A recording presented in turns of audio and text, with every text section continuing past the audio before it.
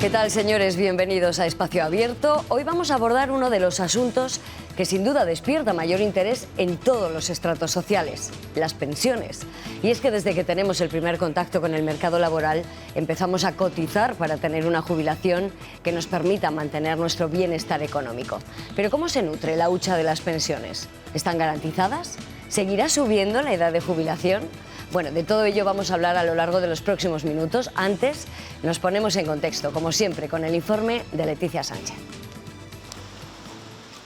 La factura de las pensiones supera los 12.000 millones de euros al mes, 190.000 millones de euros al año para costear los 10 millones de pensiones que cobran 9,3 millones de pensionistas. De ellas, 6,4 son pensiones de jubilación, 1,5 millones de viudedad, 1 millón de incapacidades y 921.000 de orfandad. Factura que no ha dejado de crecer y que lo seguirá haciendo por la incorporación al sistema de la generación del baby boom, porque son más las pensiones que se suman cada año de las que causan baja, en el último año una diferencia de casi 100.000 y además con cuantías más elevadas. Para aliviar esta cantidad se incorporaron en las últimas reformas nuevas cotizaciones para incrementar los ingresos y ahora Gobierno, patronal y sindicatos han acordado incentivos para que quienes quieran seguir en el mercado lo hagan y retrasen su jubilación, con mejoras en la jubilación activa y la jubilación parcial. Hay unanimidad en reconocer que estos nuevos incentivos ya están ofreciendo resultados positivos, hasta el punto de que ha aumentado significativamente la proporción de pensionistas que retrasan la edad de jubilación, que es ahora el doble de lo que era antes de la reforma. Y la reforma saldrá adelante el próximo miércoles. El Partido Popular la apoyará porque está consensuada con el diálogo social. Entendemos que es un aval suficiente para que el Partido Popular se posicione a favor. No opinan lo mismo los habituales socios del Gobierno. Controversia genera, sobre todo incluso dentro del Ejecutivo, el acuerdo con las mutuas para externalizar las pruebas musculoesqueléticas para intentar agilizar las listas de espera y frenar la escalada de absentismo que supera los niveles de la pandemia.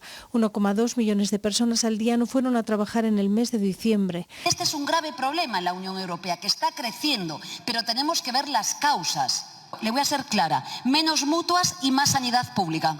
Al margen de esta reforma, el Gobierno sondea cambios también en las incapacidades temporales. El que fuera secretario de Estado de la Seguridad Social, Octavio Granado, en un estudio para FEDEA, plantea la posibilidad de que los trabajadores puedan trabajar de manera parcial estando de baja.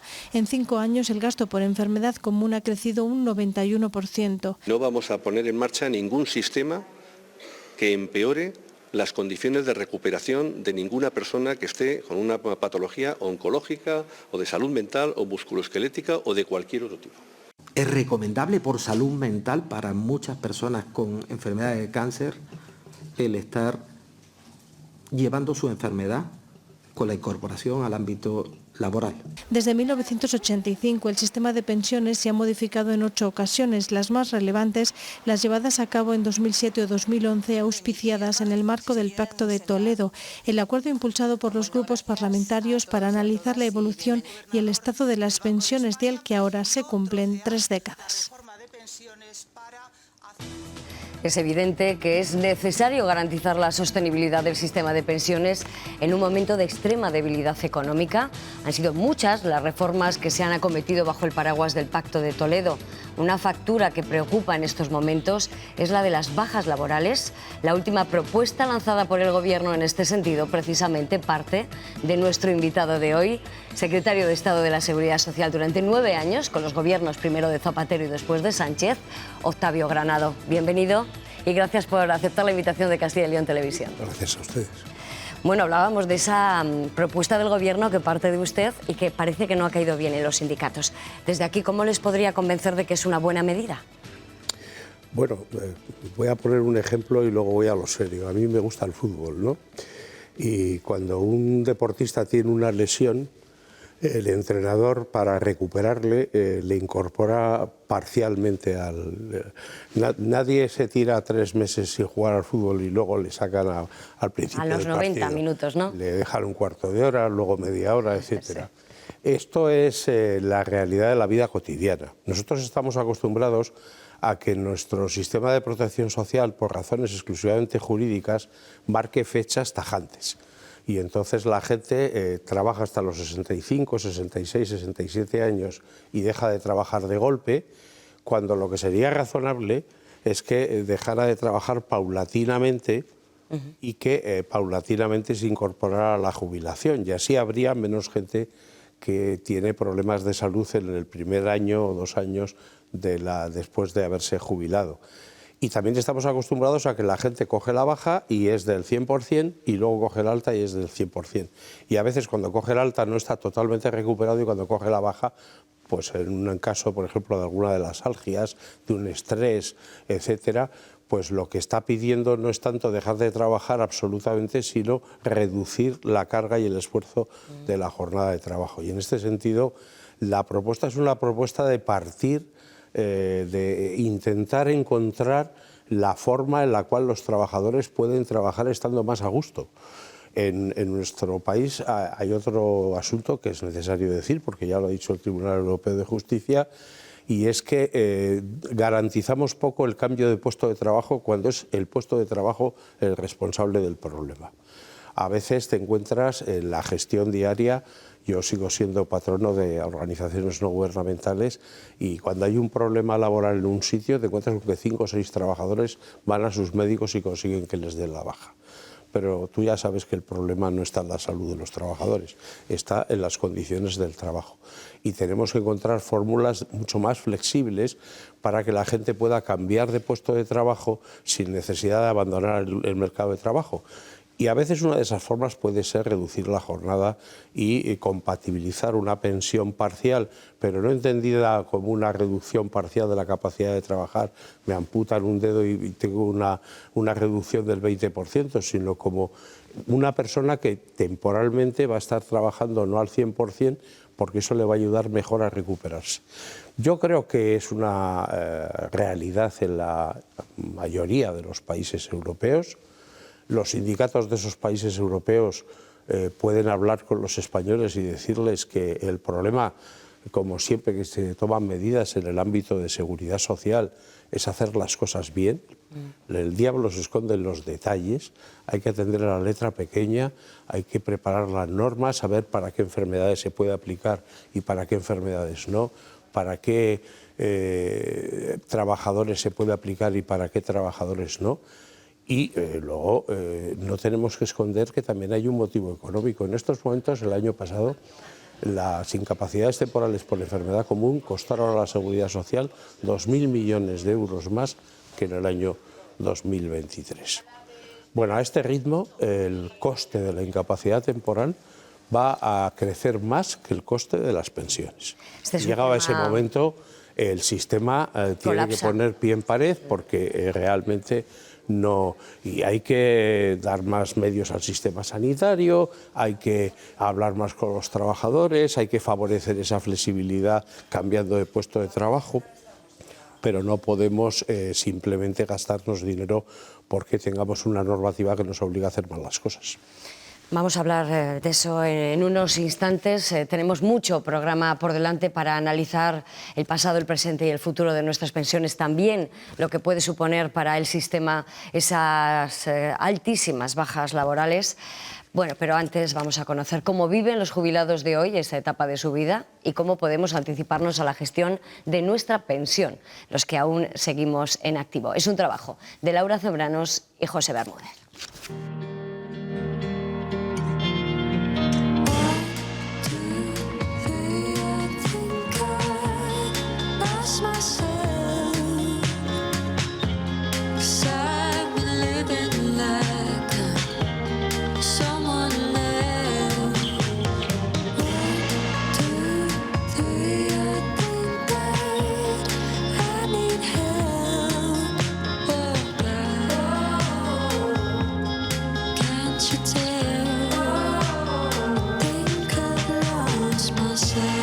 Me llamo Jesús María Gómez González.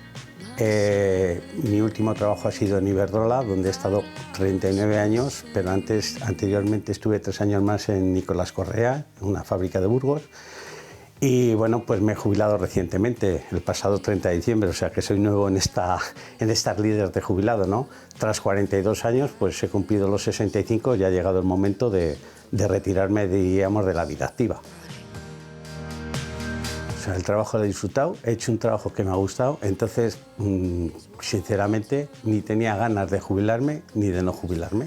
Pero ha llegado el momento, tienes 65 años y es el momento en el que tienes que, pues, jubilarte. ¿Y cómo lo afronto? Pues como tengo otras muchas actividades y tal, no tengo que prepararme ningún plan especial para qué es lo que voy a hacer ahora cuando me jubile, no. Simplemente voy a seguir con mis actividades, lo único es que no me voy a levantar a las 6:30 de la mañana y no voy a llegar a casa a las 4 menos cuarto de la tarde, simplemente, ¿no? Empecé a hacer algún pinito con la cocina, algo en lo que decir no me había prodigado demasiado y entonces, pues, por ejemplo, ayer pues hice mis pinitos y, por ejemplo, la cocina es una cosa que da satisfacciones. Hacer labores de que toda casa se necesita, ir a la compra, pues igual leer más de lo que antes sería capaz de leer, ¿no? Igual organizar un poco, pues, para ir todos los días a hacer un poco de deporte, cosa que antes no conseguía sacar por las otras actividades que tenía.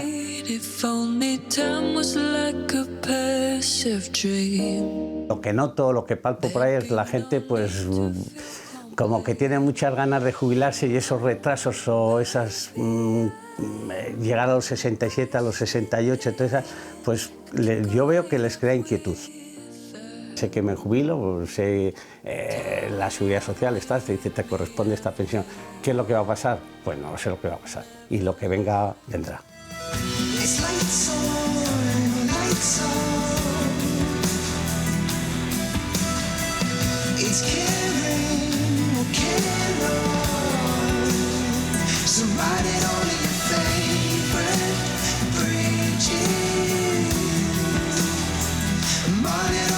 Los que están a punto de jubilarse ahora lo tienen más fácil porque de momento hay presupuesto para pensiones y tienen casi asegurada la jubilación. Más adelante los que vienen detrás ya es otra cosa. Lo que reivindicamos son unas pensiones dignas, que en la mayoría de los casos no lo son. Que la jubilación se haga un poquito más equitativa, no que haya jubilaciones de 3.000 euros y que haya jubilaciones de 600. Cada día tenemos, nos da para menos la pensión, no nos alcanza con los gastos que tenemos, porque realmente la luz sube, el gas sube, los alimentos suben y la pensión no sube en proporción como sube el nivel de vida. Hoy por hoy el número de pensionistas es un porcentaje de pensionistas muy alto, es muy alto. Somos muchísimos miles, millones de españoles jubilados. Yo creo que sí, que somos un colectivo muy fuerte. Sí que se puede hacer presión porque somos muchos, pero que es que además a la larga cada vez vamos a ser más.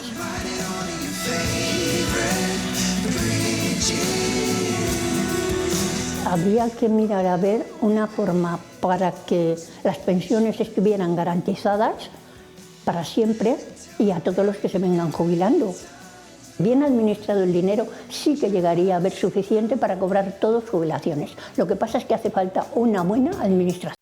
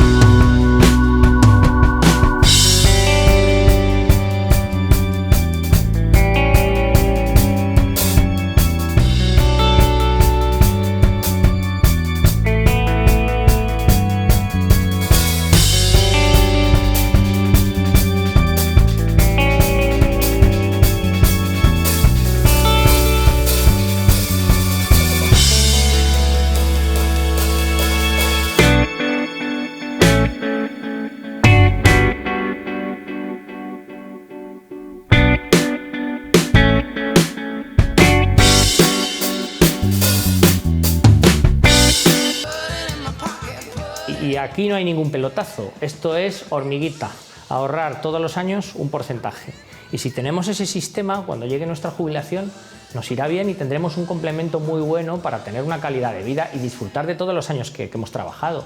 Y poder irnos de vacaciones, o tenemos que afrontar unos gastos médicos, o tenemos que hacer unas obras de rehabilitación o de adaptación en nuestra vivienda. Para eso vamos a tener este patrimonio a nuestra disposición, pero esto hay que construirlo, y construirlo con el tiempo, no hay fórmulas mágicas. Sí que hay cosas interesantes que a lo mejor mucha gente no conoce y que hay que investigar. Cuanto más cultura financiera tengamos, mejor. Es conveniente y hay que inculcarlo desde el colegio. Es una cosa que hay veces que los alumnos acaban los estudios y no tienen ni idea de bancos, no tienen ni idea de productos financieros, y es un error.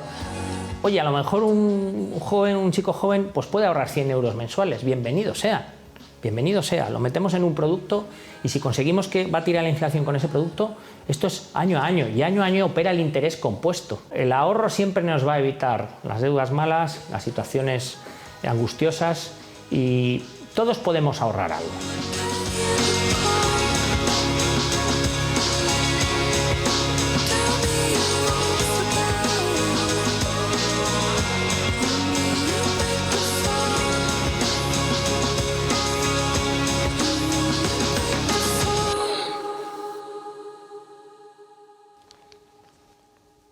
Octavio, no nos pinta un escenario nada halagüeño este asesor financiero. Yo no sé si la coyuntura, el momento de hoy, nos hace pensar en que tenemos que rearmarnos de otra manera que no sea con la caja de las pensiones.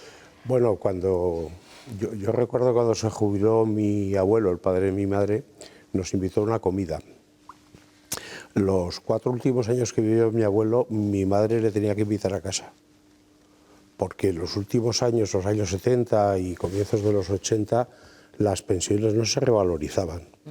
Ahora tenemos una revalorización de las pensiones con la inflación, las pensiones son bastante más generosas, y además la mayor parte de los españoles ha entendido que es necesario cotizar.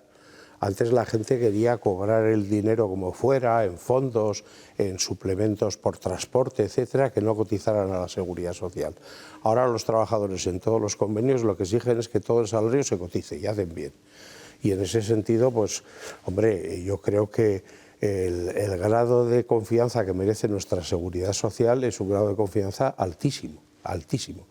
En un país en el que en los 30 últimos años ha habido innumerables escándalos financieros. Si nosotros dependiéramos, como los pensionistas norteamericanos, de fondos de pensiones, lo que hizo que en algunos años se tiraran las pensiones sin revalorizarse porque el valor de lo invertido en ese sistema de capitalización en valores bursátiles había disminuido y entonces no se podía pagar más, había que pagar menos, pues tendríamos motivos para estar, digámoslo así, preocupados. Pero yo creo que tenemos un sistema de seguridad social enormemente potente. Y además, en un país en el que la política se ha convertido en una actividad muy crispada, polarizada, ríos de demagogia desde todos los lados, etcétera, el sistema de pensiones es una isla. Llegamos a acuerdos entre sindicatos y asociaciones de empresarios. Hemos visto cómo la próxima reforma de pensiones va a ser apoyada por, además de los partidos del gobierno, por el principal partido de la oposición, por el Partido Popular. Las normativas que aprueban unos y que aprueban otros no se derogan. En todo caso, en este punto sí que es verdad que cuentan con el apoyo del Partido Popular en esa reforma que se va a aprobar el 22 de enero, pero sin embargo no tiene el de sus socios de gobierno o socios de investidura. Y sobre todo, el Partido Popular lo apoya sin que haya intervenido en la negociación. Es una cosa también atípica respecto a lo que comenta usted, de esos consensos históricos en el plan de pensiones, en las reformas en este sentido. Pero no es atípico. Yo en esto manifestaría un cierto grado de discrepancia, porque yo he sido secretario de Estado de la Seguridad Social, 7 años y medio con el presidente Rodríguez Zapatero, 1 año y medio con el presidente Sánchez. Yo me he encontrado con mucha normativa aprobada por mis antecesores del Partido Popular, no he derogado ninguna.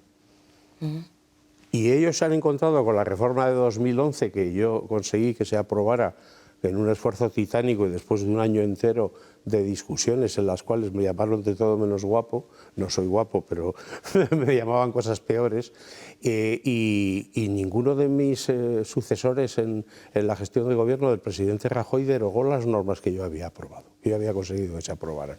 Quiero decir, si esto sucediera en educación, este país estaría a la cabeza de la educación. Pero aquí cada gobierno que llega deroga lo que ha hecho el anterior y deroga lo que ha hecho el anterior, y a veces llegamos al colmo del despropósito, que es derogar normas que no se han aplicado nunca. El Partido Popular aprobó en el año 2013 dos normas, el factor de estabilidad y las subidas del 0,25%, que fueron derogadas porque no se habían aprobado en el diálogo social. Si algo en España en el año 2025 está aprobado por comisiones obreras, la Unión General de Trabajadores y las asociaciones empresariales, merece ser aprobado por el Congreso de los Diputados. Luego es verdad, hay partidos nacionalistas que están aliados con sindicatos nacionalistas, el ASTV, LAB, en el caso del País Vasco, en el caso catalán la Intersindical, y ¿qué sucede? Pues que esos partidos no están de acuerdo con esos grandes pactos. Pero yo, desde luego, como una persona preocupada por la seguridad social, a mí que me den acuerdos entre el Partido Socialista y el Partido Popular son la garantía de que gobierne quien gobierne en este país, nadie va a actuar en contra de esos acuerdos. Y los sindicatos y los empresarios saben perfectamente que esa es la forma de conseguir que se avance en este país. En todo caso, no estamos en ese contexto ahora mismo, porque es verdad que el diálogo social se tambalea ahora mismo en el ámbito nacional, porque hay acuerdos como el de las 37 horas y media, el salario mínimo interprofesional, donde la vicepresidenta del Gobierno y ministra del ramo está aprobando leyes normativas sin contar con el consenso de la patronal. Simplemente se apoya en acuerdos con los sindicatos y echa a andar el proyecto. No sé cómo ve esa parte de ese diálogo social que no está respondiendo. Bueno, evidentemente vivimos en un mundo que no es perfecto y todo tiene imperfecciones. Yo soy funcionario público, yo era profesor de educación, aprobé las oposiciones cuando en el Ministerio de Educación, luego me transfirieron a la Junta de Castilla y León, y yo he tenido siempre una jornada inferior a las 37 horas y media. Hubo normas, en ese caso, que digámoslo así, me fijaron una jornada inferior. Hay gente que ha conseguido bajar la jornada laboral por convenio. Yo creo que lo razonable es que las jornadas laborales se correspondan con la realidad del trabajo y que se correspondan con la realidad que permita que los trabajadores no caigan enfermos, que tengan buenas condiciones de trabajo y que los empresarios ganen dinero, porque las empresas se organizan para crear dinero, para ganar dinero. Y dicho esto, pues es evidente que lo mejor sería que un acuerdo paulatino permitiera la reducción de jornada en determinados convenios, sectores de actividad. Siempre estamos hablando de los más claros, la hostelería, etcétera, en donde las resistencias empresariales son mayores, y afectar especialmente a quien más lo necesita. Por ejemplo, yo soy de los que defienden que una de las formas de reducir la incapacidad temporal es reducir algo la jornada a partir de los 55 años. Aquí pensamos que la jornada laboral debe ser la misma para una persona que empieza a trabajar con 18 años y toda su fortaleza física, y una persona que tiene 65 años. Eso es un disparate. No se puede hacer tabla rasa. Conforme va avanzando la edad, claro, tiene que reducirse la jornada laboral. Antes había medidas que en algunos sectores permitían esta reducción de jornada. Por ejemplo, en mi sector, en la educación, las había. Con la crisis del año 2008 y después con la pandemia, fueron dos siegas a hoz y a guadaña que acabaron con todas estas medidas. Luego nos quejamos de que la incapacidad temporal sube. Hombre, también es verdad que sube porque las condiciones de trabajo se han hecho más exigentes. Y bueno, también por eso que mencionaba al principio de esta conversación, que también la normativa en ese sentido también da lugar a cierta picaresca, es decir, como no tengo buenas condiciones en el trabajo, voy a tirar de esta posibilidad y voy a quedarme de baja. No, es que, fíjese, en nuestro sistema de seguridad social, la incapacidad temporal por enfermedad común es la única prestación que no está sujeta a ley. Está sujeta al criterio de un profesional, de un facultativo. En el año 2005, cuando yo era secretario de Estado, exigí un cambio normativo que cuando las bajas, las incapacidades temporales duraban más de un año, fueran los médicos de la Seguridad Social los que asumieran el control. La Seguridad Social tiene 600 inspectores médicos que trabajan en buenas condiciones y con una leal colaboración con los servicios de salud en todas las comunidades autónomas de España. Bueno, pues simplemente aquella medida de que no fuera el médico de cabecera, sino el inspector sanitario de Seguridad Social el que controlara las bajas, hizo que en un año las bajas de más de un año de duración se redujeran a la tercera parte. ¿Y cómo es posible que eso no se esté ejecutando en estos momentos? No, se está ejecutando. Lo que pasa es que las bajas siguen subiendo y los médicos siguen bajando y siguen controlando mejor cuando les llega a los médicos de la Seguridad Social, cuando les llega esto. Pero también es verdad que yo entiendo el papel del médico. El médico es una persona a la que llega un paciente y le dice que está desesperado porque tiene a lo mejor un niño que cuidar en casa, una persona mayor que cuidar, o porque en su centro de trabajo el jefe le tiene manía y le hace la vida imposible. Y eso le provoca desarreglos en su salud. ¿Y el médico qué tiene que hacer? El médico no es un juez. El médico no es un juez. El médico es una persona que tiene un criterio. Y si llega a la conclusión de que esa situación de estrés brutal está afectando a la salud de su paciente, pues entonces toma una decisión médica. Y nosotros tenemos que organizar el sistema para que los médicos puedan hacer bien su trabajo, para que las personas no tengan la obligación de cometer fraude o de utilizar la picaresca, y para que los empresarios puedan saber qué personas pueden trabajar en cada día sin necesidad de estar al albur de saber quién les va a llamar por teléfono diciéndoles hoy no voy porque he caído de baja. Y en este contexto de ese incremento del absentismo laboral por estas circunstancias, esos sectores que no consiguen encontrar empleados, que también es paradójico. No sé si en esta coyuntura son números, son matemáticas, lo que entra por lo que sale, podamos tener ese desajuste precisamente en esa hucha que obliga a tomar otras medidas. Yo he estado leyendo una entrevista que le hicieron en 2018 y ya establecía esa urgencia, decía, del 2023 al 2025 hay que empezar a buscar ingresos. ¿Se ha hecho ese trabajo? Estamos en 2025. Bueno, yo no conozco todavía el cierre del presupuesto del año pasado, pero sí conozco el cierre a 30 de noviembre. Y a 30 de noviembre las cotizaciones sociales habían subido más que las pensiones. No demasiado más, 7,34% frente a 7,30 o 20 y tantos, pero más. Yo creo que en estos momentos el sistema de seguridad social va a cerrar el año 2024 en una situación de equilibrio muy saludable, con un factor que desajusta ese equilibrio, que es la incapacidad temporal por enfermedad común. Ahí sí que nos vamos a gastar 2.000 millones más, con un 17% de incremento y además de una forma exponencial.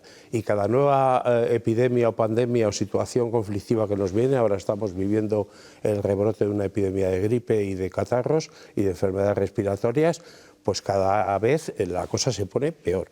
Porque además somos una población más envejecida, somos una población que por el hecho de ser más envejecida cada vez nos cuesta más y tenemos más reticencias a aumentar el número de personas que vienen de fuera a hacer esos trabajos que nuestros hijos o nuestros nietos ya no quieren hacer.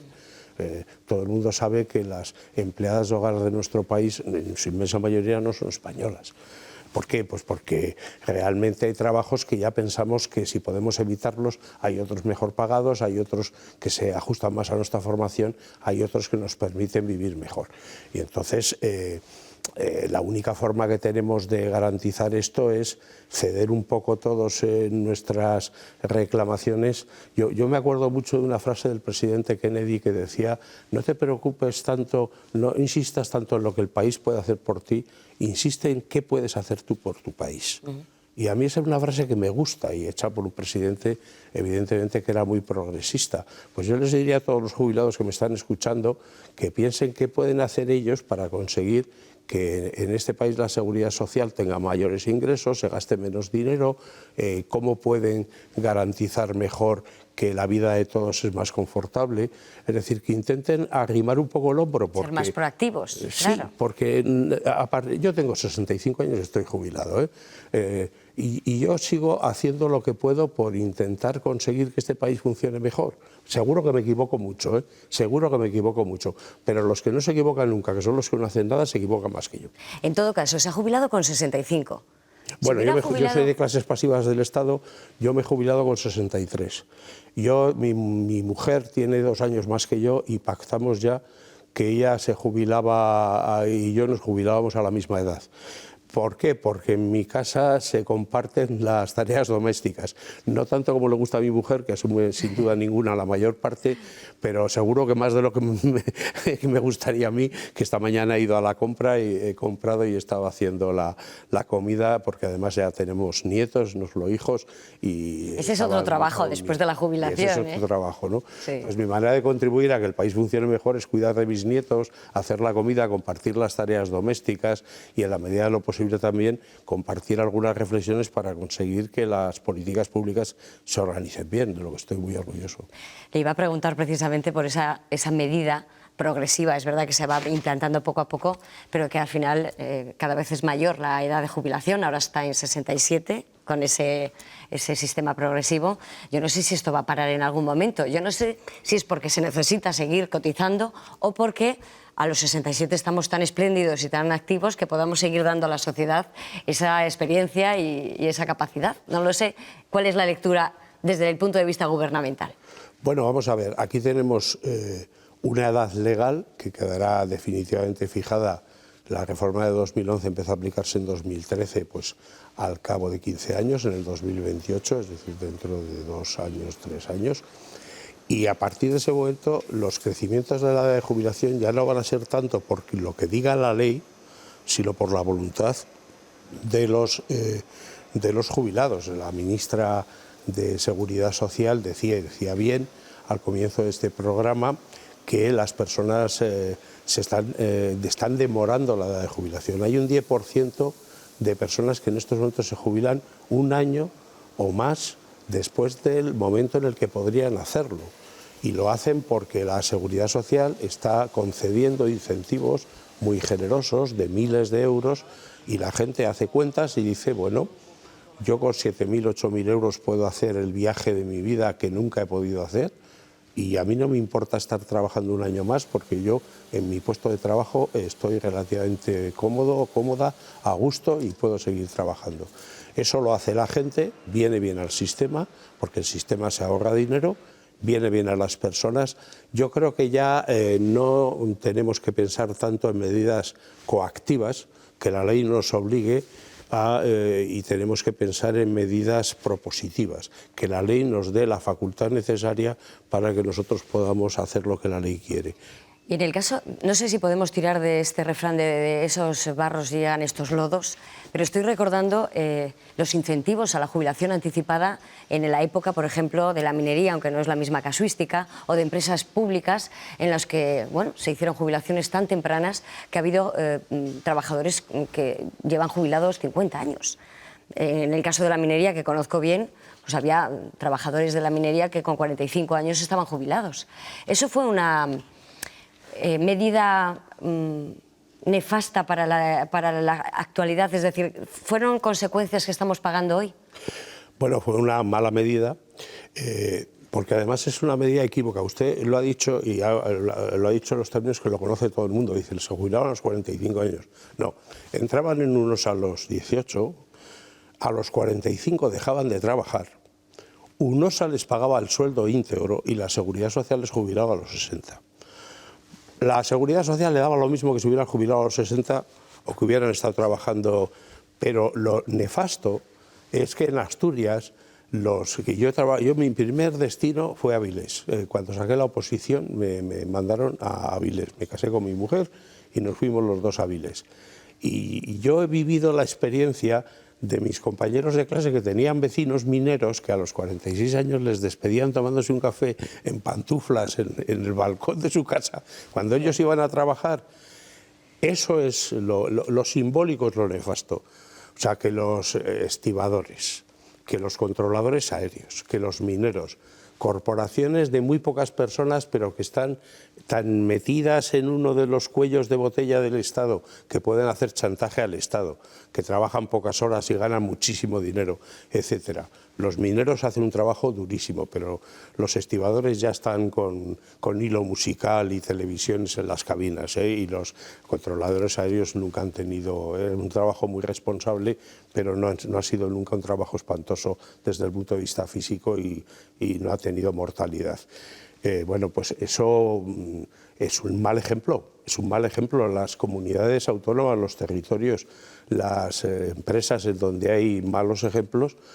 Yo me acuerdo de haber tenido un contacto con una entidad financiera, no voy a decir el nombre, que me decía que estaban muy tristes porque los trabajadores les costaba mucho motivarles para que...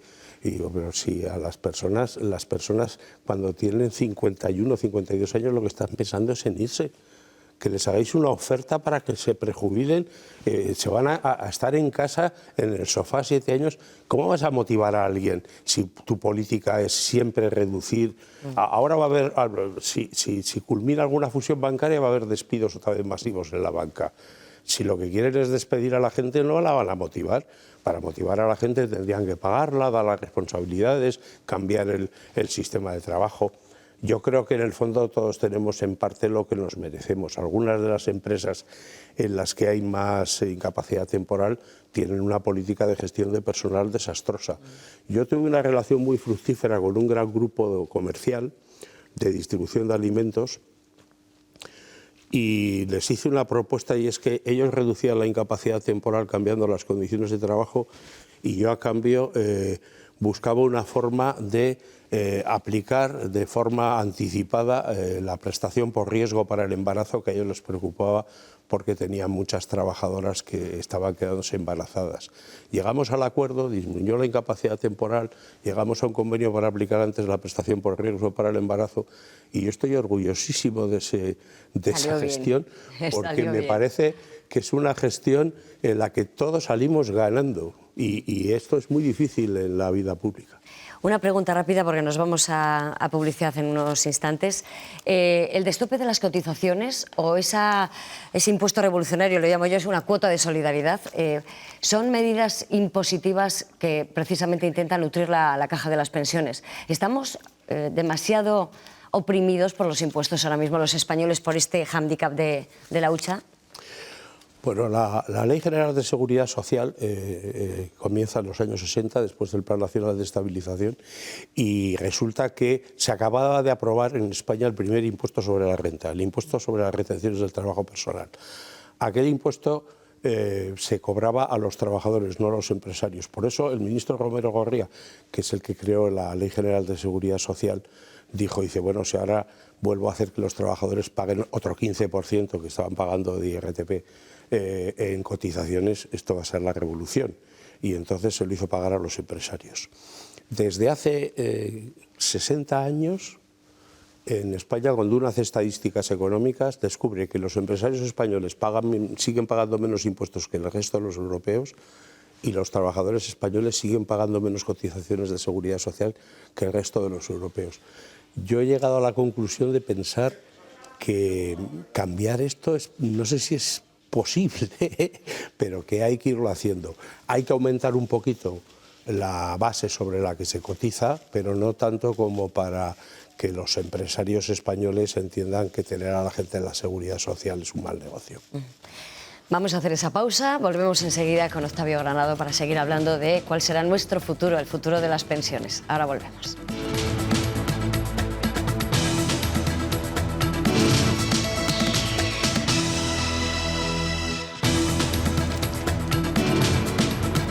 Ya estamos de vuelta en Espacio Abierto y estamos hablando de pensiones con una voz autorizadísima, con Octavio Granado. Fue secretario de Estado durante 7 años y medio con Zapatero, durante 1 año y medio con Sánchez, y sabe muy bien de lo que hoy estamos tratando aquí.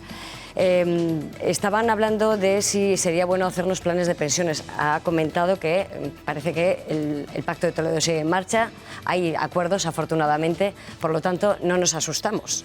No, no hay que asustarse. Dicho lo cual, yo tengo un plan de pensiones, O sea, yo he defendido siempre, los 9 años que he sido secretario de Estado de Seguridad Social, he defendido que había que hacer planes de pensiones. En España, los planes de pensiones tienen 2 problemas. Uno, que han estado cobrando comisiones muy altas, y 2, que a veces le da a la gente disgustos, porque los planes de pensiones más digámoslo así, se venden con rendimientos más altos, a veces resulta que vas a comprobar lo que te ha rendido tu plan de pensiones un año y descubres que el rendimiento ha sido negativo. Bueno, afortunadamente ahora ya se puede rescatar. Sí. Esto es una novedad que seguramente muchos... Sí, pero rescatar con pérdidas tampoco es una buena... No ha sido una buena inversión, eso es cierto. No ha sido una buena operación, ¿no? Yo creo que lo razonable no es rescatarlo, yo creo que lo razonable es... Estoy de acuerdo con lo que decía el asesor financiero, si se puede ahorrar hay que ahorrar. La gente que llegamos a la edad de estar jubilados, es verdad que tenemos problemas, como decía la señora que representa a los jubilados y pensionistas de la provincia de Valladolid, pero tampoco estamos en la miseria. Las personas de más de 60 años concentramos más de las 3/4 partes del patrimonio de este país. Y no son solo los riquísimos, sino... ¿Quién es propietario de los pisos? ¿La gente que tiene menos de 30 años? No, los que tenemos más de 60. Bueno, de hecho se ha comprobado en pandemia y en la crisis que eran precisamente la involución de lo que contaba con su suegro. Sí. Que al final ustedes pagaban a su suegro, ahora los abuelos han tenido que rescatar a sus hijos y a sus nietos, ¿verdad? Naturalmente, el principal vector de solidaridad que existe en la sociedad española es la enorme cantidad de ayuda sin cobro ninguno que los abuelos realizan a las familias de sus hijos para cuidar a los nietos, ¿no? Que les cogen del colegio y tal. Yo siempre que voy a llevar a mi hijo, a mi nieto, perdón, al campo de fútbol, etcétera, pues cada padre, me encuentro con un padre y una abuela, un abuelo y un Esa es nuestra realidad, desgraciadamente. Quiero decir con esto que nosotros tenemos medios. Que la mortalidad en España, somos el segundo país del mundo en retraso de la edad de mortalidad, siempre estamos ahí peleándonos con Japón a ver si llegamos al primero, seguimos los segundos. Entonces heredamos muy tarde y nuestro patrimonio se nos concentra, entonces tenemos que ahorrar, sí. Tenemos que convertir parte del patrimonio en una forma de vivir mejor, también. Octavio, hemos ido hasta la Facultad de Periodismo de la Universidad de Valladolid. Ellos serán los futuros periodistas los que puedan hacer preguntas como las que estoy haciendo yo, así que les hemos dado la oportunidad. A ver qué cuestiones le plantean. Perfecto. ¿Cree que seguirá incrementándose la edad de jubilación a la par que la esperanza de vida? A ver, ¿hasta dónde vamos a tener que trabajar? ¿Hasta los 80, 70? ¿Cómo calcula? Así de aquí a 30, 40 años. Bueno, yo creo que se está incrementando la edad de jubilación, pero también se está incrementando la edad en la que se entra en el mercado de trabajo. Yo hice la carrera trabajando, me da la impresión de que ninguno de los que me van a preguntar está en esa tesitura. Pero yo creo que a partir de los 65 años ya las medidas tienen que ser más voluntarias que obligatorias. Y yo creo que hay que empezar a pensar en que si valoramos menos la cantidad de dinero que tenemos y más el tiempo libre, probablemente decidamos no jubilarnos demasiado tarde. Vamos con la segunda pregunta. ¿Qué opina de los planes de pensiones? También les preocupan a ellos, tan jóvenes. Ha contestado un poco a esa situación, ¿no? Sí, yo creo que hace falta un buen plan de pensiones, que tiene que haber mucho control para que no nos cobren comisiones exageradas.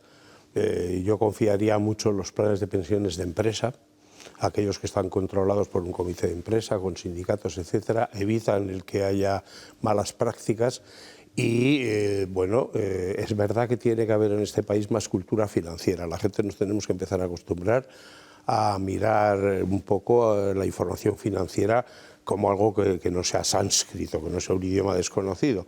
Tenemos que empezar a tener alguna información sobre esto que nos ayude a vivir mejor. Bueno, esto no sé si sería recomendable que la gente que entra en el mercado laboral empiece ya a pensar en esto. Es casi como que no pensamos en hacer testamento hasta que no nos vemos un poco mayores. ¿Es recomendable que una persona que empieza a trabajar empiece a pensar en estas cosas? Bueno, es recomendable que la persona que pueda dedicar parte de su renta a no gastarla, la invierta. Yo no sé si tanto en un plan de pensiones para los 30 o los 40 años, para los 40 sí, pero a los 30 años, pero un fondo de inversión, ¿por qué no? ¿Por qué no? Y que si el fondo de inversión luego se convierte en un plan de pensiones, pues perfecto. Vamos con la última pregunta. ¿Los que no llegan a cotizar todos los años necesarios también cobrarían una pensión? Bueno, esta es otra, que tampoco hemos hablado de las pensiones no contributivas, que también hay cierta ahí controversia. Sí. Bueno, vamos a ver, el sistema español es muy generoso. Ahora mismo, el año pasado, se han aprobado las normas que permiten a los becarios y personas que estudiaron en prácticas cotizar a toro pasado, cotizar ahora lo que no cotizaron en su día. Y hay miles de personas que están haciendo esos abonos, como ya lo hicieron en el año 2010 en una norma que tuve el honor de aprobar. Este año han empezado a cotizar todos los estudiantes universitarios por sus prácticas.